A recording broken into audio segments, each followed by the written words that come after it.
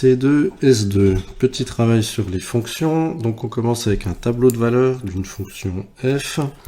Première question, détermine l'image de 0 par la fonction f. Alors, l'image de 0, c'est le résultat obtenu lorsque on remplace x par 0. Donc le 0, on doit le chercher dans la première ligne qui contient les x. On le trouve ici, et la valeur correspondante, c'est moins 4. Donc l'image de 0 par la fonction f est moins 4. Ce qui peut se noter beaucoup plus rapidement avec cette notation-là. F de 0 égale moins 4. Question B. Détermine une ou des préimages de 0 par la fonction f. Donc cette fois-ci, on veut connaître la ou les valeurs de x pour lesquelles le résultat obtenu par la fonction est 0. Donc cette fois-ci, le 0, on va le chercher dans la deuxième ligne, celle qui représente les résultats. On l'a une fois ici, et les préimages sont les valeurs correspondantes dans la ligne supérieure, donc moins 2 et 2. Autrement dit, les préimages de 0 par la fonction f sont moins 2 et 2.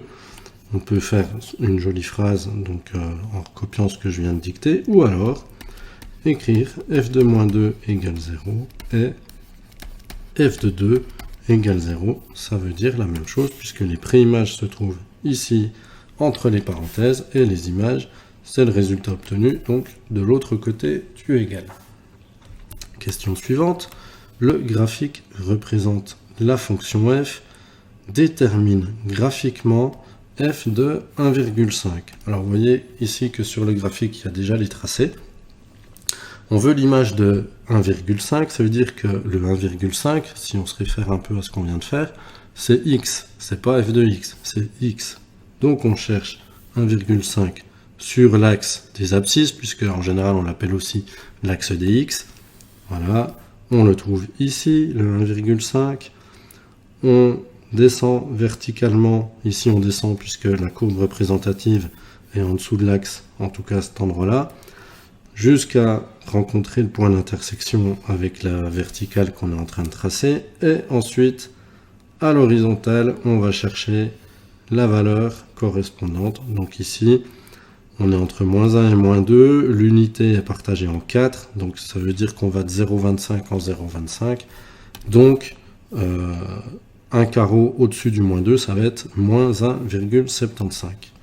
Du coup, on peut écrire f de 1,5 est égal à moins 1,75. Deuxième question, en tout cas graphiquement, détermine graphiquement là où les préimages de moins 3 par la fonction f, donc c'est le travail un petit peu inverse. Moins 3, cette fois-ci, c'est un résultat. Donc, on va le trouver sur l'axe des ordonnées, l'axe des y, puisque c'est cet axe-là sur lequel on trouve les valeurs prises par la fonction. Donc le moins 3 est ici. On voit que on a une partie de la courbe représentative qui est à la même hauteur de chaque côté. C'est pour ça qu'on a une petite flèche à gauche, une petite flèche à droite. Et voici le parcours. Hop, on va jusqu'au point d'intersection. On remonte vers l'axe des abscisses pour y lire la valeur correspondante. Donc on a moins 1. Et quand on fait la même chose de l'autre côté, nous avons 1. Donc, réponse, f de moins 1 égale moins 3 et f de 1 égale moins 3. Donc les préimages de moins 3 par la fonction f sont moins 1 et 1. Ensuite, représente graphiquement la fonction linéaire f définie par f de x égale moins 0,5x et la fonction affine g définie par g qui est à x associe 3x moins 2. Alors, j'ai déjà préparé mon petit axe pour gagner du temps. Et donc, une fonction linéaire, première chose, eh bien, ça passe par l'origine. Donc, on a déjà un point. On sait que la représentation graphique d'une fonction linéaire et d'une fonction affine, ça sera une droite. Maintenant, pour tracer une droite, il nous faut deux points distincts. Dans le cas d'une fonction linéaire, on sait que ça passe par l'origine, donc on a déjà un des deux points. Ensuite, il y a deux choses. Soit on calcule les coordonnées d'un deuxième point et ensuite on trace, ou alors on peut aussi utiliser la notion de coefficient directeur qui est ici, moins 0,5. Ça veut dire que lorsque les valeurs en abscisse se décalent de 1, les valeurs vers la droite, les valeurs d'y en ordonnée se décalent d'un demi vers le bas, puisque 0,5 c'est un demi, puis avec un moins, ça veut dire qu'on descend. Donc finalement, en faisant ça, sachant qu'on a déjà un point là, ça veut dire que si je fais 2 carreaux à droite, puisque du coup c'est proportionnel, j'ai un carreau en bas. Si j'ai 4 carreaux à droite, j'ai 2 carreaux en bas. Donc par exemple, je pourrais utiliser ce point-là, qui est suffisamment éloigné pour avoir une précision correcte. Et voilà. Après, je n'ai plus qu'à tracer.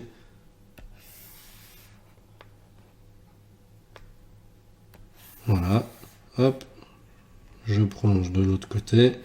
Et je vais avoir donc la représentation graphique de ma fonction linéaire f.